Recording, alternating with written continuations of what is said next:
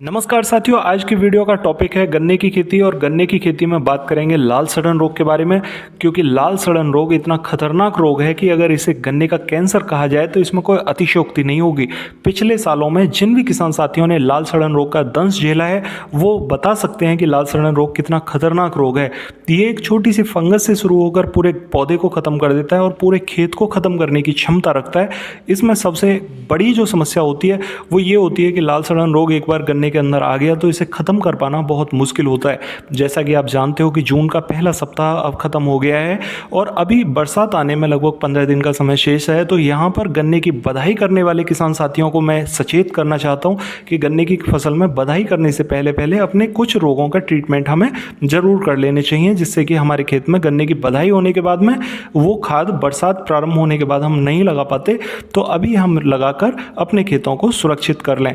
साथियों, गन्ने की खेती में सबसे ज़्यादा आप जानते हैं कि टॉप बोरर और तना छेदक रोग प्रभावित करते हैं गन्ने के पौधे को, और बड़े स्केल पर गन्ने की फसल में तना छेदक अभी रोग लग चुका है और हमने दवाएं लगाकर उसे नियंत्रित कर लिया है। लेकिन जो छोटे पौधे होते हैं जिनके पौधे की गोब में तना छेदक चला जाता है और तना छेदक जाने के बाद में उसको फंगस से यानी अपने मल मूत्र से भर देता है, और हम जब रोग प्रतिरोधक दवाएं लगाते हैं तो हमारे पौधे के अंदर वो सुंडी तो ख़त्म हो जाती है लेकिन उसका मल पौधे के गोब में ही भरा रहता है और धीरे धीरे वो हमारे पौधे के थ्रू जाकर पौधे की जड़ों को प्रभावित करने लगता है। और पौधे की जड़ पर जैसे ही पहुंचता है तो वो फंगस के रूप में वहाँ स्पॉट बन जाता है और स्पॉट ही हमारे पौधे को उकटा रोग जैसे खतरनाक गंभीर बीमारी की तरफ लेकर चला जाता है। साथियों, यहाँ पर अगर देखा जाए तो उकटा रोग से प्रारंभ होकर पौधे के तना सिकुड़ने लगता है और तना सिकुड़ने के साथ ही गन्ने का वजन कम होने लगता है, अगोला हमारा नीचे की पत्तियों से सूखने लगता है और धीरे धीरे जाकर गोब भी उसकी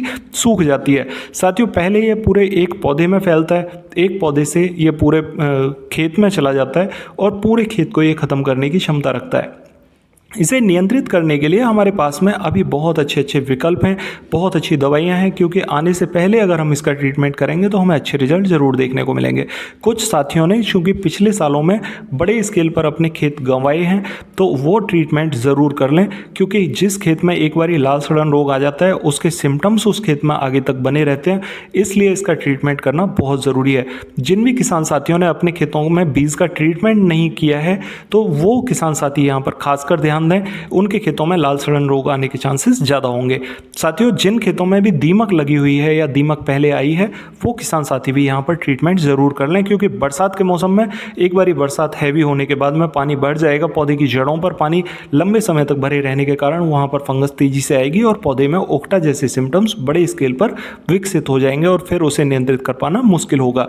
तो यहाँ पर हमें ट्रीटमेंट क्या करना है, यहाँ पर हम 3 से 4 दवाओं का उपयोग करेंगे और 3 से 4 दवाएं हमारी फंगीसाइड के रूप में होंगी, क्योंकि लाल सड़न रोग फंगस से ही पैदा होता है और इसे नियंत्रित करने के लिए हमें फंगीसाइडों की ज़रूरत होती है। बहुत सारे किसान साथी हल्के फंगीसाइड लगाने से बचते हैं, उन्हें सिर्फ महंगे फंगीसाइड चाहिए। तो महंगे फंगीसाइडों में वो एमिस्टार टॉप ले सकते हैं। एमिस्टार टॉप लगभग 250 ml जो मात्रा है उसको 1 एकड़ ज़मीन में आप स्प्रे के माध्यम से लगा दीजिए। स्प्रे अगर आप नहीं कर पा रहे हैं तो इसकी मात्रा थोड़ी मात्रा बढ़ा के यूरिया खाद के साथ में आप कोट करके अपने खेत में बुरकाव के माध्यम से दे दीजिए और ये बढ़िया काम करेगा आपके पौधे में फंगस से कंट्रोल करने के लिए। दूसरे किसान साथी हैं जो चाहते हैं कि थोड़ी सस्ती डोज उनको उपलब्ध हो, तो वो यहाँ पर हेक्साकोनाजोल 500 ml ले सकते हैं। 500 ml हेक्साकोनाजोल को आप यूरिया खाद के साथ में मिला के भी बुरकाव कर सकते हैं और स्प्रे के माध्यम से ड्रिंचिंग टाइप से अपने पौधे की जड़ों पर दे दें। ये भी आपके लिए बहुत बढ़िया साल्ट रहेगा। कुछ साथी पूछना चाहते हैं कि बुरकाव के माध्यम से लगाई जाने वाली दूसरी दवाएं कौन कौन सी हैं, तो यहाँ पर कॉपर ऑक्सीक्लोराइड सबसे बेस्ट दवा रहती है। आप 500 ग्राम कॉपर ऑक्सीक्लोराइड ले लीजिए और 500 ml उसके साथ में आप यहाँ पर या तो वैलिडामाइसिन या कासोकामाइसिन मिक्स कर लीजिए। इसका आप ड्रिंचिंग कर दीजिए मोटे नोजल से, तो ये पौधे की जड़ों पर लगने वाले किसी भी प्रकार के फंगस से आपको निजात देगा और पौधे में फुटाव लाने में भी ये सक्षम रहता है। बहुत से साथी पूछना चाहते हैं यूरिया खाद के साथ में मिला के बुरकाव इसका कैसे कर सकते हैं, तो यूरिया खाद आप जितना भी लगाना चाह रहे हैं उसके साथ में आप कॉपर ऑक्सीक्लोराइड 500 ग्राम मिक्स कर लीजिए और उसमें आप कासोकामाइसिन या वैलिडामाइसिन 500 ml भी ऊपर से छिड़काव के माध्यम से लगा लीजिए और उसे यूरिया खाद पर अच्छे से कोट करके आप अपने खेत में बुरकाव कर दीजिए। कुछ साथी पूछना चाहते हैं कि और भी हमारे क्षेत्र में जो दवाएं उपलब्ध नहीं होती हैं तो कौन सी दवा का उपयोग हम कर सकते हैं। कार्बेंडाजिम 50% भी आप ले सकते हैं, 200 से 250 ग्राम प्रति एकड़ के हिसाब से आप स्प्रे के माध्यम से दे दें, या फिर इसे यूरिया खाद के साथ में अच्छे से कोट करके आप अपने खेत में बुरकाव कर सकते हैं। इसका सबसे सस्ता ट्रीटमेंट मैं आपको बता दूं कि आप यहाँ पर चूना लें लगभग 12 से 15 किलो, और चूना के साथ में आप यहाँ पर मिक्स करें नीला तोता। नीला तोता कितना, लगभग 1200 ग्राम प्रति एकड़ के हिसाब से, और चूना आपको प्रति एकड़ 12 किलोग्राम ही लेना होगा। यूरिया खाद कितना लेना है, आप 30 से 35 किलोग्राम यूरिया खाद ले लीजिए। और यूरिया खाद लेने के बाद में इसमें अगर मुमकिन हो सके तो आप यहाँ पर या तो वैलिडामाइसिन 250 ml मिक्स कर लीजिए। अगर बुरकाव के माध्यम से लगा रहे हैं तो 500 ml आपको वैलिडामाइसिन लगाना होगा। तो वैलिडामाइसिन को आप इसके साथ में कोट कर लीजिए। अच्छे से कोट करने के बाद अपने खेत में बुरकाव कर दीजिए। इससे आपको क्या लाभ देखने को मिलेगा, जो चूना आप लगा रहे हैं आपके खेत में लगने वाली दीमक किसी भी टाइप की है उसे नियंत्रित कर लेगा। नीला तोता आपके खेत में लगने वाली फंगस को पहले से अगर आप लगा देंगे तो वो कंट्रोल में रखेगा, बहुत तेजी से आपके खेत में फंगस नहीं आएगी। वैलिडामाइसिन और कासुकामाइसिन किसी एक को आप लगा रहे हैं तो ये एंटीबायोटिक डोज हैं, पौधे के पास में जाने के बाद में ये बढ़िया काम करती हैं। इससे आपके खेत में फंगस दूर रहेगी। तो इस टाइप से आप एक सस्ता ट्रीटमेंट भी इसका कर सकते हैं। सही समय अभी क्यों है, इसलिए सही समय है क्योंकि बरसात शुरू होने के बाद में ज़्यादा पानी भर जाते हैं खेतों में, और उस समय पर जब हम दवाएं लगाते हैं तो या तो वो दवाएं प्रॉपर तरीके से काम नहीं कर पाती, और अभी दवाएं लगाने के बाद में वो पौधे की जड़ों तक पहुंच जाएंगी। किसी भी प्रकार की फंगस अगर पौधे के पास में जन्म ले रही है तो उसे वो नियंत्रित कर लेंगे। कुछ साथी कहना चाहते हैं कि यदि हम स्प्रे के माध्यम से इन दवाओं का उपयोग करें तो क्या पत्तियों पर स्प्रे किया जा सकता है या पौधे के तने के पास ही ड्रिंचिंग करी जाए। तो आप इसमें यदि मुमकिन हो सके तो पौधे की पत्तियों पर आप स्प्रे करिए।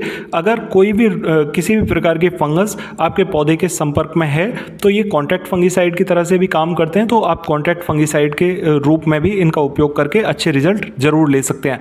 साथियों, यहाँ पर अगर बात करी जाए उन किसान साथियों की जो पूछना चाहते हैं कि पोका बोइंग रोग को नियंत्रित करने में ये किस प्रकार से सहायक सिद्ध होंगे, तो साथियों मैं आपको बता दूं कि अभी बरसात शुरू होने के समय पर पोका बोइंग रोग आपके खेतों में बड़े स्केल पर देखने को मिलेगा, और वहां पर आप जब चिंतित होते हैं तो आपको दूसरी दवाओं का उपयोग करना पड़ता है। आप यदि इसी दवा का उपयोग कर लेते हैं, किसी भी एक दवा का ट्रीटमेंट कर लेते हैं, तो आपके खेत में पोका बोइंग रोग अभी बरसात के मौसम में नहीं देखने को मिलेगा और आपका खेत बिल्कुल स्वस्थ रहेगा।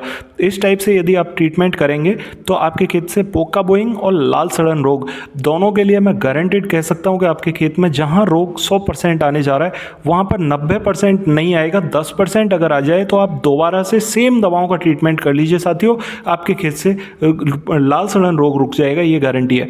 साथियों, आशा करता हूं आपको वीडियो अच्छा लगा होगा। दूसरे किसान साथियों के साथ में शेयर जरूर कर दें क्योंकि ये बहुत खतरनाक रोग हैं और दूसरे किसान साथियों को भी इसके ट्रीटमेंट की ज़रूरत पड़ती है। साथियों, यदि आप चैनल पर नए आए हैं तो चैनल को सब्सक्राइब करना बिल्कुल ना भूलें क्योंकि इस टाइप की ज़रूरी वीडियोज़ मैं देता रहता हूँ। मिलते हैं फिर अगली वीडियो में, तब तक के लिए नमस्कार किसान साथियों।